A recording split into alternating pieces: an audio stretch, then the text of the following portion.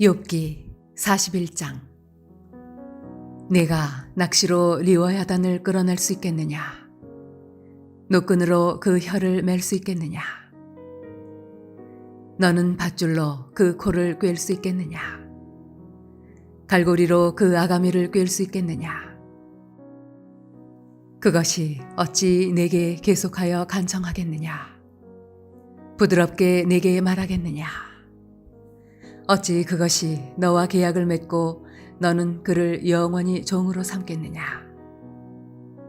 내가 어찌 그것을 새를 가지고 놀듯 하겠으며 내 여종들을 위하여 그것을 메어두겠느냐?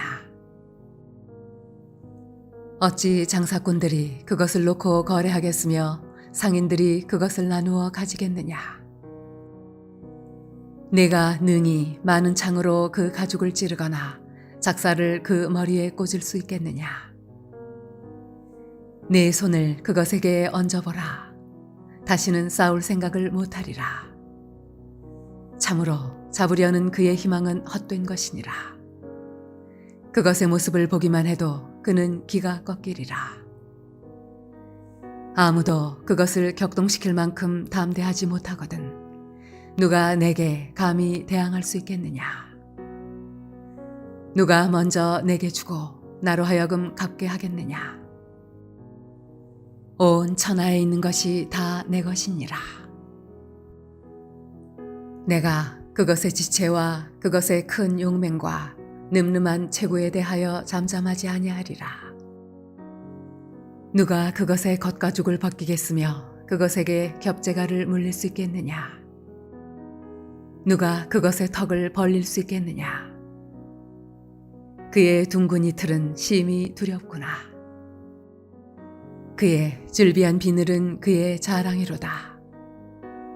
튼튼하게 봉인하듯이 닫혀 있구나.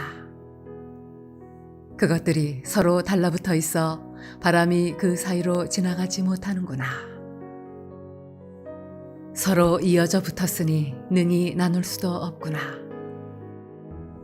그것이 재채기를 한즉 빛을 발하고 그것의 눈은 새벽의 눈꺼풀 빛 같으며 그것의 입에서는 횃불이 나오고 불꽃이 튀어나오며 그것의 콧구멍에서는 연기가 나오니 마치 갈대를 태울 때 솥이 끓는 것과 같구나.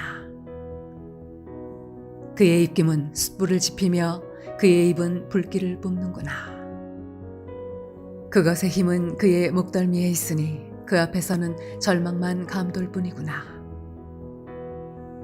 그것의 살껍질은 서로 밀착되어 탄탄하며 움직이지 않는구나. 그것의 가슴은 돌처럼 튼튼하며 맷돌 아래짝같이 튼튼하구나. 그것이 일어나면 용사라도 두려워하며 달아나리라. 칼이 그에게 꽂혀도 소용이 없고 창이나 투창이나 화살촉도 꽂히지 못하는구나.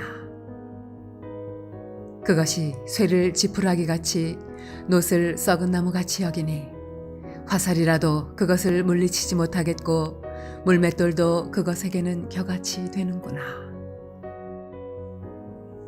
그것은 몽둥이도 지푸라기같이 여기고 창이 날아오는 소리를 우습게 여기며 그것의 아래쪽에는 날카로운 토기 조각 같은 것이 달려있고 그것이 지나갈 때는 진흙바닥에 도리깨로 친 자국을 남기는구나.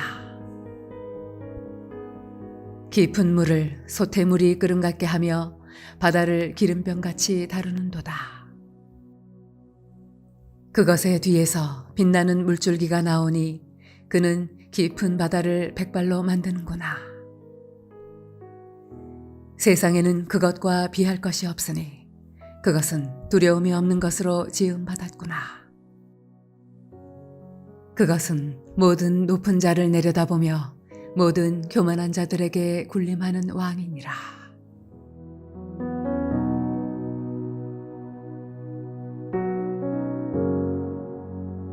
할렐루야. 사랑을 물려던 교회 성도 여러분, 이 하루도 믿음 가운데 거하는 복된 하루 되시기를 바랍니다.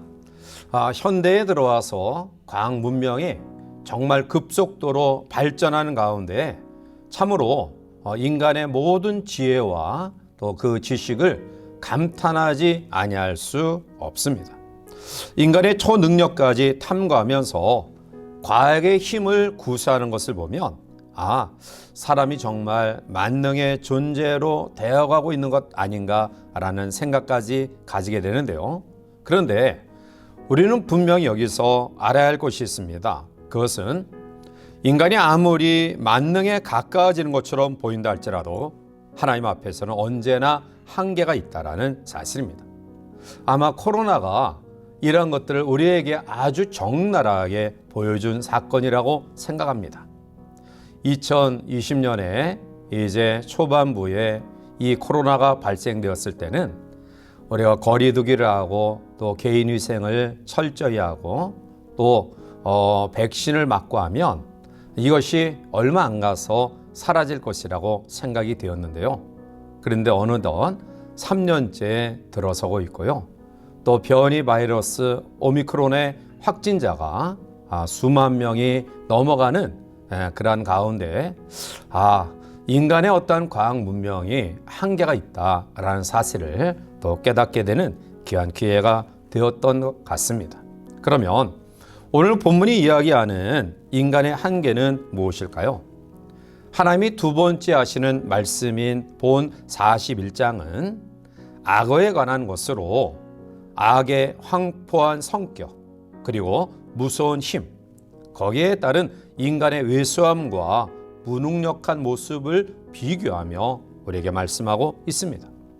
더 구체적으로 이야기하면 전반부 1절부터 11절까지는 악어의 포획이 불가능하다는 사실을 이야기하고요. 그리고 후반부 12절부터 34절까지는 악어의 지체와 구조와 큰 힘에 대한 사항을 묘사하면서 인간의 교만을 깨우치고 있습니다. 그러면 우리가 무서워할 수밖에 없는 악어를 예로 들어서 오늘 전능하신 하나님이 우리에게 주시는 메시지는 무엇일까요? 그것은 먼저 사람이 두려워한 것들이 있다라는 사실입니다. 오늘 본문 1절과 2절 말씀 가운데 내가 낚시로 리워 야단을 끌어낼 수 있겠느냐? 노끈으로 그 열을 맬 수 있겠느냐? 너는 밧줄로 그 코를 꿰을 수 있겠느냐? 갈고리로 그 아가미를 꿰을 수 있겠느냐? 라고 말합니다. 그것은 악어를 사람이 결코 접근하거나 잡을 수 없음을 이야기하고 있는 것입니다. 그런데 악어뿐만 아니라 이 피조 세계에는 인간이 두려워할 요소들이 많이 존재하고 있다는 것입니다. 하지만 자연계는 사실 처음에 하나님이 창조하신 이후에 우리 사람에게 맡기셨습니다. 아담은 자연계에 모든 이름을 지어줬는데 이름을 지어주는 행위는 그것을 지배한다는 의미를 가지고 있는 것입니다. 결국 인간은 죄로 타락하기 전에는 자연을 지배했습니다. 그런데 아담이 범죄한 이후에 타락 이후에 인간은 자연을 지배할 수 없게 되었고요. 또한 그 가운데서 우리를 두렵게 하는 요소들 속에서 우리는 두려움에 떨 수밖에 없는 그러한 존재로 전락되고 만 것입니다. 따라서 오늘 하나님이 욥에게 인간의 나약함을 지적하시는 것은 타락한 인간의 한계성을 환기시키는 의미가 있다라고 말할 수 있습니다. 즉, 타락한 인간은 자연계를 통해 두려움을 느끼고 또 그 중에는 우리의 마음대로 할 수 없는 것들이 있다라는 그 원인이 무엇인가를 깨달으라라는 말씀입니다. 더 나아가 인간은 하나님을 결코 대적할 수 없는 한계 상황이 있는 존재라는 사실을 알라는 것입니다. 두 번째로 오늘 본문은 만물은 하나님의 장중에 있음을 이야기하고 있습니다. 본문 10절에 아무도 그것을 격동시킬 만큼 담대하지 못하거든 누가 내게 감히 대항할 수 있겠느냐라고 말합니다. 오늘 악어 자체도 사실은 하나님이 만드신 피조물입니다. 악어뿐만 아니라 모든 자연계는 하나님이 만드신 피조 세계입니다. 따라서 자연계에 어떠한 힘이 어떠한 능력이 많다라고 생각하는 그런 피조물 모두가 하나님의 손길과 능력하에 있음을 우리는 알게 됩니다. 하나님이 창조하신 사람, 그리고 그 사람이 두려워할 수밖에 없는 악어를 비롯한 모든 요소들도 하나님이 만드셨고요. 그리고 하나님의 지배와 통치 아래 있는 것입니다. 그럼에도 불구하고 한낱 하나님이 만드신 피조물에 불과한 악어에 대하여 두려워하는 사람이 하나님께 어떻게 항변하고 대적할 수 있을까요? 연약한 인간은 다만 창조주 하나님 섭리에 온전히 순종해야 될 줄 믿습니다. 세 번째로 오늘 전능하신 하나님은 본문을 통해 하나님은 만물의 주인이심을 우리에게 말씀하고 있습니다. 본문 11절에 누가 먼저 내게 주고 나로 하여금 갚게 하겠느냐? 온 천하에 있는 것이 다 내 것이니라 라고 말씀합니다. 가시적인 세계나 불가시적인 세계나 모든 것들을 막론해서 하나님의 통치하에 있습니다. 하나님은 인생의 불순종을 심판하실 때에 악어 같은 인간이 두려워하는 존재로 우리를 모든 상황 가운데 깨닫게 하시기도 하고요.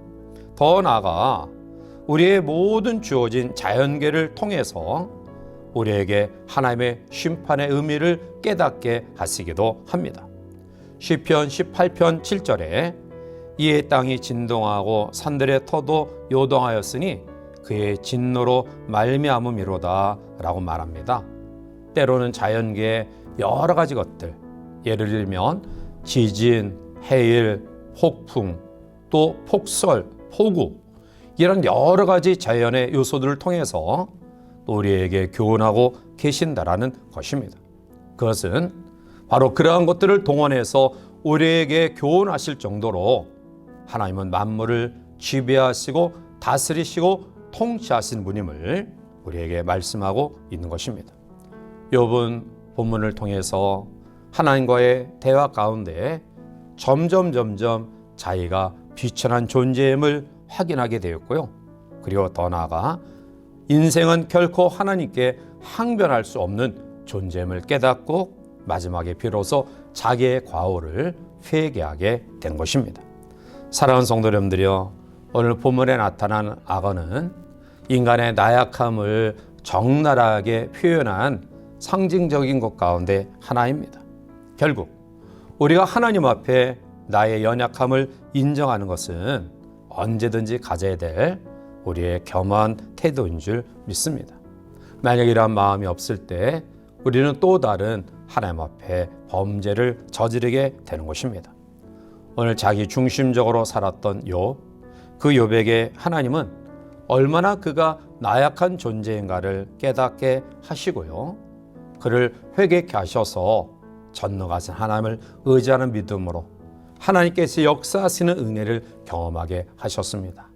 따라서 이 아침 사랑하는 성도들의 삶 속에 때로는 우리가 받아들이고 수용하기 어려운 여러 가지 환경 가운데서도 우리는 하나님 앞에 나약한 존재이구나, 얼마나 연약한 존재인가 자신을 다시 한번 돌아보는 기회가 되기를 바라고요.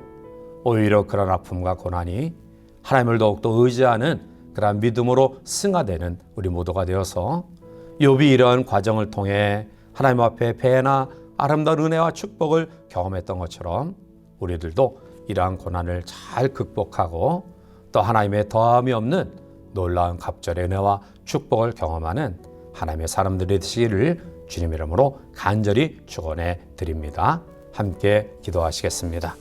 사랑이 많으신 하나님, 오늘 우리가 다 됐고 또 무엇인지 할 수 있을 것 같이 보이지만 결국 인간도 연약한 존재임을 발견하게 됩니다. 피조 세계 가운데 한 동물인 악어를 통해서 인간이 얼마나 연약한 존재인가를 깨닫게 하신 하나님은 만물을 하나님이 통치하시고 다스리시며 만물이 하나님의 것임을 욥에게 깨닫게 하시고 이제 자신을 발견하여 하나님을 전폭적으로 의지하는 믿음으로 재무장하는 욥에게 갑절의 은혜를 허락하셨음을 다시 한번 기억하면서 우리 모두도 예기치 못한 환경과 아픔과 어려움 속에 때로는 절망스러운 그러한 고통이 우리 가운데 있지만 그 속에서 나 자신을 발견하고 절대적인 하나님을 의지하는 믿음으로 다시 한번 욕과 같이 전화위복이 되는 역사를 경험하는 주의 성도들에게 인도하여 주시옵소서. 예수님의 이름으로 감사하며 간절히 기도하옵나이다. 아멘.